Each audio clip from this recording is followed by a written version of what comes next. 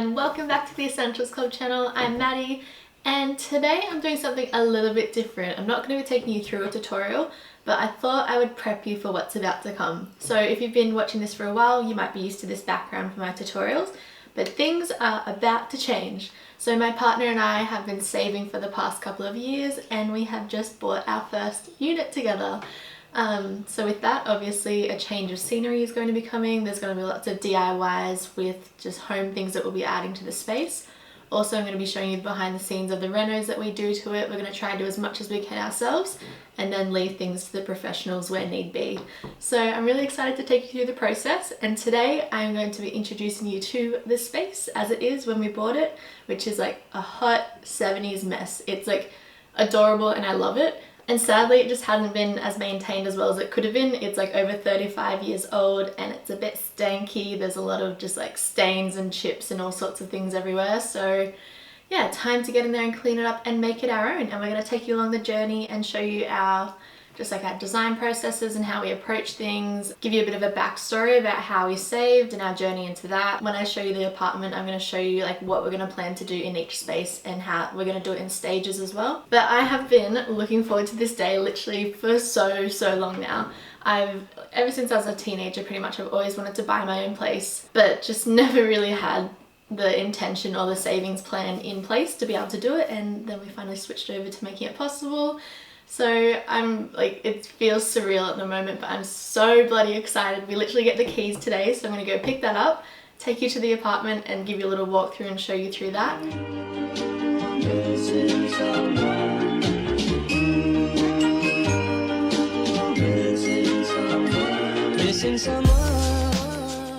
So, welcome to the new apartment.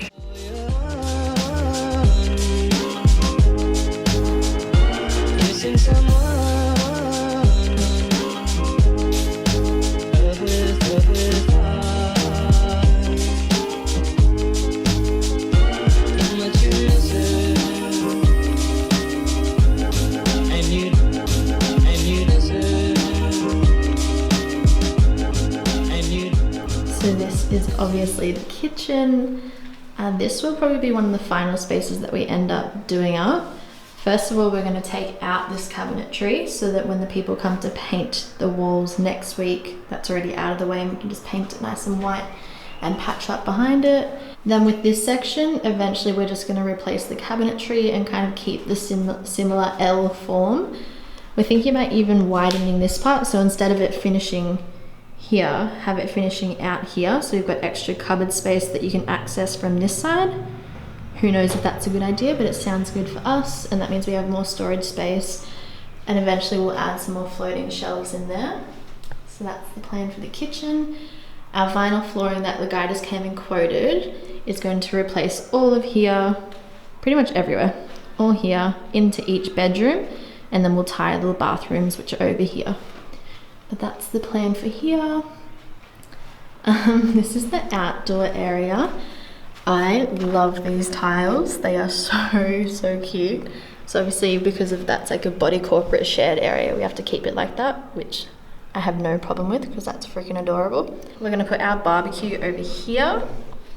Probably some plants along there, maybe like a little coffee nook over here. And then put some bar stools in here. And then with this space, this is like a blended open plan living and dining area. I really want to add in here, I might try and do a little illustration, but if not, I'm just going to talk it through.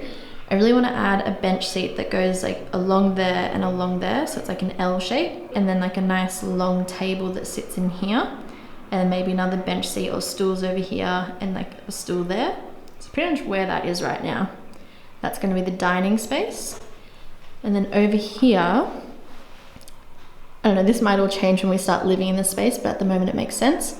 Probably put in a couch along here, which we just bought off my cousins secondhand, and then 2 seats here, which we've already got in storage, and then a rug, coffee table, and then maybe like a buffet or cabinet of some sort, and either the TV attached to the wall above here or sitting on it. We'll just see what works best. So that's the plan for out here. I'd really love to have this as a bit of a feature wall. Like obviously just keep it painted white and nice and clean, but maybe one of those like mixed frame things, so you have like different size frames all up on here, maybe a bench seat or like a little cupboard along here for storage. That could be kind of cute. Then we come into the main bedroom. I think we're just going to keep it quite simple. We're painting all the walls white. We're going to be replacing all of these blinds to nice clean new ones. We're still torn whether we have the bed head up there and it comes out here. We've got a king size bed in storage that we used to have. Yeah, just trying to find the dynamics that work best. Or do we have the bed head over here and it comes out here? I don't know, we'll figure it out. And if you have any suggestions, of course, let us know. I'm not really a fan of having the bed head up against there. It just doesn't work well. Plus our bed head is a bit higher, so it would come up here, which looks a bit awkward. But whatever we do, say if we do, I don't know, I'm kind of leaning towards the bed head over here. Say if we have bed head here, little side table there, maybe a mirror standing here. Maybe keep that open because that'll be the end of the bed area. We've got these drawers that we might put out here and a cute little display on top. Eventually we're going to redo these cupboards, but we'll worry about that once we move in. Inside them, they're just kind of a bit bland and, you know, does the job, but I'd love to get like a custom design so it is a bit more smart storage, like adding some drawers. Say if this was extended along the bottom bit, adding drawers there, so 2 drawers that are long, having this middle section as like a stacked one, so you have a short and short hanging section, and then a long and a long hanging section, and then that just be storage on top as well. And again, unsure if we will keep it like this, how it's like fold out, or do we have sliding? Unsure, but we'll figure that out. I think it's good to like move in and just kind of suss out what will work best. And this is the spare room. Again, just those old cupboards, these like amazing 70s light fixtures, as you can see out here as well. Sadly, I just don't think they're gonna work. We're planning on replacing the bedroom, like this room and the other room, lights with fan lights so that we have nice aeration in here in summer and some light and practical vibes. Obviously vinyl flooring in here. We're going to get rid of this cupboard area here and do that this weekend while we're taking out the flooring so that it's all ready for the painter next week. And this will be kind of like a spare room storage / my workspace. So in my mind at the moment I'm thinking we store Darcy's surfboards along here, so kind of stand them where this cupboard is. He also has a bike, which we need to keep inside, so maybe that be on the wall somewhere. But anyway, we'll figure that out. I'd really love for my workspace to kind of be along there like I had in our old apartment, have just like a nice long space with nice fresh light in the window. And who knows, but yeah, again, who knows, once we move in things might change, but at least it's all just a clear framework that we can just work within. So that's the spare room storage vibes. And this is the toilet. How exciting. Just the usual. This will probably be the second thing that we end up doing up, is the bathroom spaces. Just getting new tiles, new toilet, all that kind of stuff. So this is pretty much the main reason why I bought it. This clam soap holder is so cute. But anyway, as cute as it is, not a fan of all these colors and florals and just, yeah, like tiles. You can see it kind of like coming off the wall. There's like stain marks. Also there's like I forget, it's like a cavity, or I don't know what it's called, but like this is the one that moves. Yeah, you can see like that lifts up, and in there's like all services for the people above, so people's like plumbing and electricity, I don't even know, stuff like that is all hidden up there. So that's why you can see that's like a lower roof space in there, and these ones like this have just not handled the moisture well, because it looks like it's just like a chipboard style, obviously doesn't handle moisture well. And also there's no like fan exhaust or like place for the water to get out, so we'll do that up. But the plan is, I think we'll keep shower here, get rid of the bathroom thing. I'm a fan of just big kind of like cement style tiles for the ground, maybe something just white for the walls, more modern fixtures with the glass, and obviously that vibe over there. Not a fan of the current setup. See how the mirror is like randomly over here, not above the sink over there. So if it works out, we'd love to move the sink over to here, which there is plumbing there. We have some plumbing friends that are probably going to help us out with this. Sink, vanity, main source here, have the glass there, then the mirror can go up there, and then move the laundry vibe, so having like the washer and dryer under here and nice and clean, and then maybe some like cute hanging shelves. Get rid of this thing, keep that kind of vibe I guess there. Just trying to smarter it up a bit more. But that is the general gist of the bathroom and everywhere else. But a little overview of the space and our plans for it this weekend. So what is it? It is Tuesday today. Yep. This weekend Darcy and I are going to come in here and we're going to rip up all the carpet and this flooring in here and all those like cabinetry pieces that we don't want. So we're going to get those out of the way and ready for the painter next week. We were thinking about painting originally, but it's just going to be like, we're both very picky about that kind of stuff. We'd rather just get a professional in and pay them to do that, and they'll knock it over in half the time that we'll be able to do it, and they'll do it well. So we're going to pay someone to do that next week, and then the week after that we'll get the flooring people in to come do the flooring, and then we'll move in the weekend after that. So we should be in here within 3 weekends time if all goes to plan. So I'm so excited to then unveil the next stages of when we move in and how we style it and all that stuff.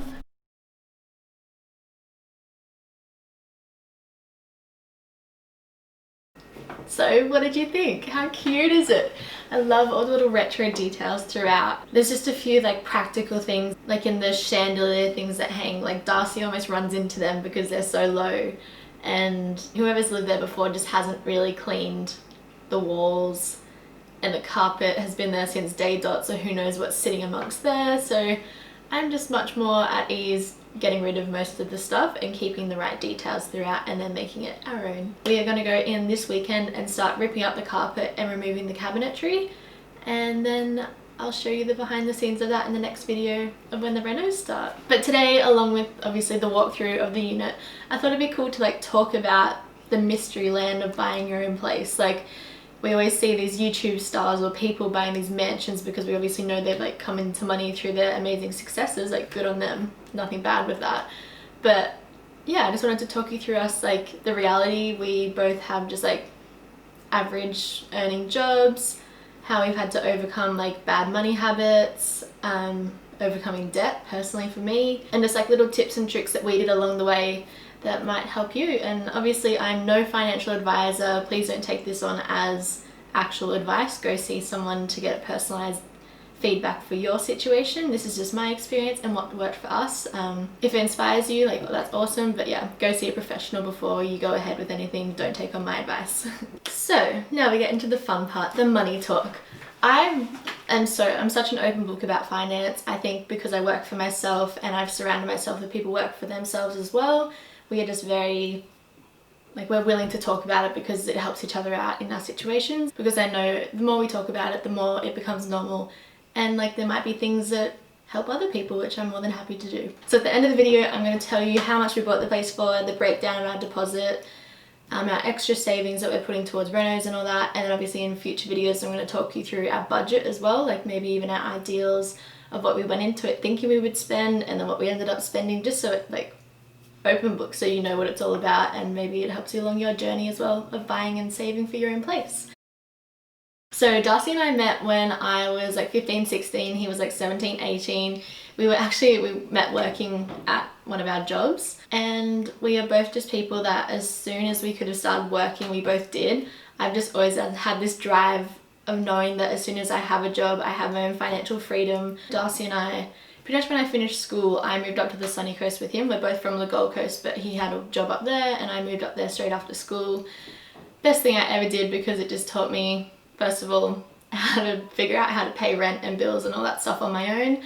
and just took me away from my circles of home, which I love, but also I had to like grow and figure out who I was away from that. So that was amazing. So we were up there for 6 years renting, and then Darcy quit his job up there, went back to studying. I freelance work for myself, so I'm quite fluid and I can just go wherever. We decided to come back down here just because the course that he was doing was actually based down here, and we just came back to mum and dad's, my parents' place, just for like the in-between time where we would settle in and find our own place to rent and then go on our lives.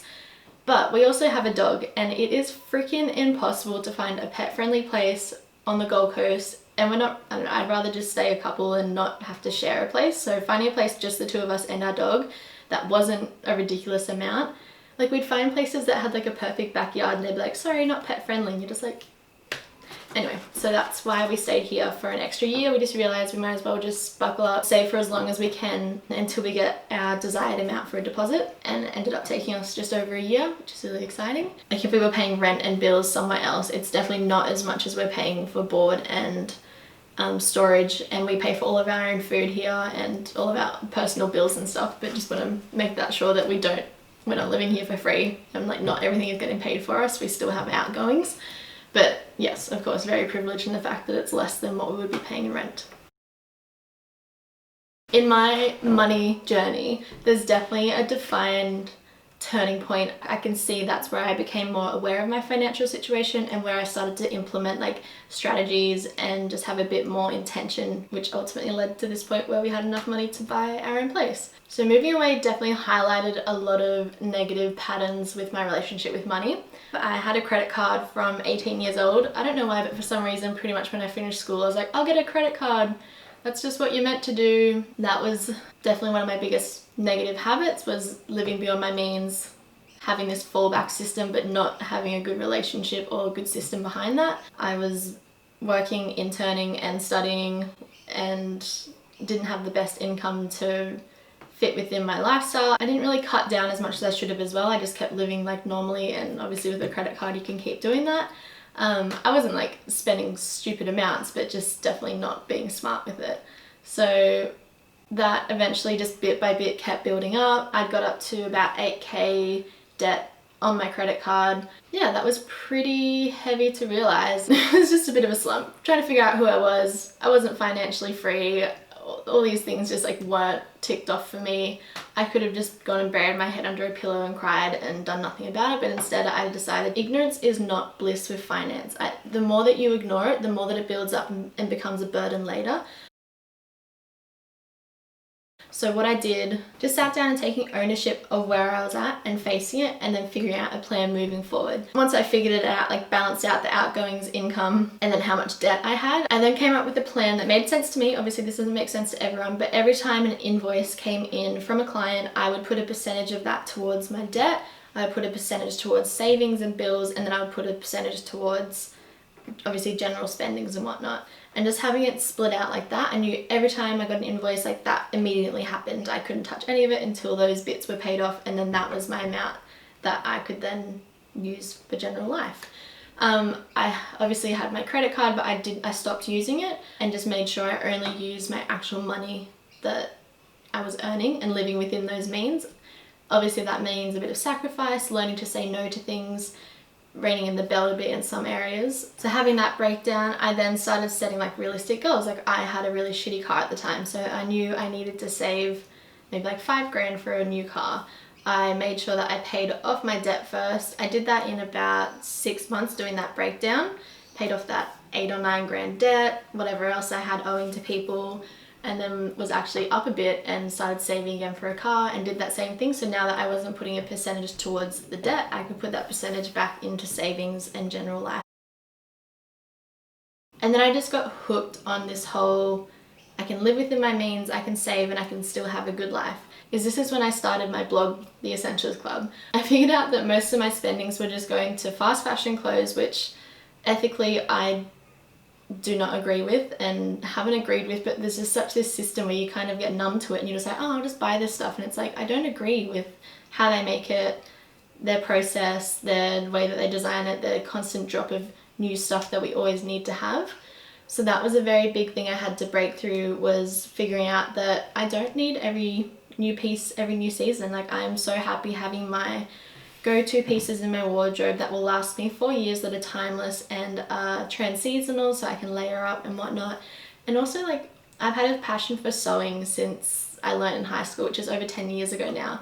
So like tapping into that before I buy these things, like first of all, can I make it? Can I thrift it? Are there any like secondhand places like Depop or however you say that, or Marketplace or stuff like that, where you can buy it secondhand first, because that's not only going to save you money, but it's also good for the planet. I think there's a lot of things daily that we can just like easily cut down on. So Darcy and I easily have a couple of coffees a day, and if you sit down and calculate how much that adds up to a year, it's actually scary. It's like a few grand and you're just like, wow. So we ended up going and buying a coffee machine, which I know sounds backwards. Like at the beginning I was so against it. I was like, this is like a few $100s we could put towards our savings. Why are we putting this into a machine? But literally like instantly I saw the results. We would buy a coffee bag, we bought the machine, and that coffee bag would last us like over a week, and it cost us like $10. Saves us so much. We still every like weekend or every now and then we'll go have a nice coffee at a local cafe, because we love that interaction and we love supporting the local businesses. But yeah, we just didn't need to go every single day. Little things like whenever we go out with friends, or even out with us, like ordering smaller sizes, or like not getting that extra, or if you want to have a drink, not getting the cocktail, maybe getting a beer or wine instead, or actually just like overcoming that societal standard that we need to have a drink when we eat as well. Like we've just become less drinkers because we're just like, we actually don't need to have a drink right now. I'm really happy with water with my pizza. And I think just like voicing it amongst your community, like if you have a goal that you're saving, tell people. Just like, you don't have to give up your social life. Like if everyone wants to catch up for brunches or dinners and stuff like that, like that's nice every now and then, but maybe suggest like an alternative. Like if you're lucky to live near a park where you can go walking, or a beach, or hikes, or literally anything that's like nature or outside and free, like why can't that be an alternative to when you catch up? Like maybe when you go catch up with the gals, like instead of going out to brunch, you'll go for a walk, or you go have a picnic, which ends up being like a quarter of the price because you end up bringing your own stuff. So just like finding alternatives to things that you normally do can really help you in your savings. There's probably a lot that I missed out then, but that's pretty much like our personal journey of like how we had to overcome like these ingrained habits that weren't serving us any good, and then how we had to like face it and map out a plan that made sense to us. And once you get on that saving journey, you honestly become hooked. Obviously, I acknowledge that I am in a privileged position where I have this income and these support networks that allow for this situation, but I also acknowledge that I have worked hard and have earned it as well. And I think the biggest thing is just about setting intention and making a plan, and just having a better relationship with your finance to get you on track. Rightio, so now that we've talked a bit more about our personal journeys, I hope that's maybe like highlighted a few things that might relate to you. But now I thought we'd talk a bit more about like actually the home loan process. It has been so interesting to go through. I've actually really enjoyed it, because it's just like this whole world has been unveiled that like I feel like it's such a mystery. Like no one talks about it. You kind of just have to like figure out pieces here and there. Obviously, again, no financial advisor, but this is just our track. So once we were on track for our savings, we then started doing a bit of researching. So we knew the areas we wanted to be in. We then started putting together like a brief of what we wanted. So we knew we wanted minimum 2-bedroom. We kind of knew the space of it. We wanted it to feel at least open. Like I work there a bit. Darcy's always lingering around. We have a dog. We want to have people over. So we want it to have just that nice inviting vibe and good flow, and just nice and spacious and all that. We would love to have a garage, but at the minimum a carport, and if not a private yard, at least access to like grassy areas for Roscoe. So then once you figure out the brief, the area you want to be in, maybe jump on, like I'm not sponsored by anyone, this is just what we did. We then jumped on like realestate.com and started looking around like what fit these briefs. Everything we kind of found was between like 360 to 380k Australian dollars. So if we know that's our final amount, we then need to figure out how much of a deposit we want to put towards that. So I know this could be different elsewhere, but in Australia, if you have over a 20% deposit saved, you get your lender's mortgage insurance waived. So that just means that like the loan, the bank, or the whatever who you go with to get your loan, you're seen as less of a risk because you have a higher deposit, so therefore you don't need as much insurance. So for our price range, it ends up saving you about 6 to 10 grand. We ended up just putting the goal as 10%, so that means we end up getting lender's mortgage insurance on top of that, which obviously adds up over time, but we just really wanted to get our own place. So 10% deposit was a realistic amount that we could get in the ideal time frame. So knowing that we wanted to buy something between 360 and 380, obviously 10% of that is like 36, 37, 38k. So that was our savings goal for our deposit amount within a year-ish. So we just kept our eye on the market, kept going on like realestate.com and seeing what was available. I think we got to about 25, 28, and that's when we started talking to a broker. I was really stressed that being self-employed meant I wouldn't be able to get a loan, or that I would look really bad on paper. So as early as we could in the process, I really wanted to start talking to someone to see like the reality of that. And it was honestly the best thing we ever did. We found our broker through word of mouth. I'll put his link below. I'm not sure how that works if you have to be in the same area as them to work with them, but he was an absolute gem. From the day that we met him, he was just like so lovely and relatable. We could ask him all the dumb questions we needed to, and there were a lot of them because it's our first time buying. We had no friggin' idea what we were doing. It was just so good to sit down with him and be like, okay, this is our price range we figured out that we want to buy in, and then calculate our outgoings, our income together, just our financial situation of what we look like on paper, and then what our most achievable loan could be. It's so good to sit down with someone like that, because you could have this goal and they could come to you and be like, you know what, like that's your goal, but this is what you look like on paper. That could either be like worse or better. Like you might be able to loan more, or you might be able to not loan as much as you want. So what we ended up being able to loan actually fit within our ideal brief, which was amazing. Yeah, that was just really relieving to find out that we looked pretty okay on paper. We then just kept saving till we got to that ideal deposit, and then started properly like actually going to open homes and looking at places. Everything just got snapped up so quickly. I think because it is a bit of a smaller price range, like there's investors or there's like people like us that are probably just like ready to go, jumping straight in there. So that was really stressful, just realizing that you've got to really jump on something if you like it. So while we were going through that process of looking for a place, Donnie was putting together some like ideal people that we could go to for the loan based on like what we look like on paper. Interesting fact, so if you're going for if you've got a 10% deposit, that actually gets rid of a lot of not a lot, it gets rid of quite a few options, because some companies only loan to people that have 10% and above saved. So like if you know that you want to go to a particular bank, maybe you should research into them and see like what their standards are that you need to have saved, or what you need to present to them for you to look good on paper.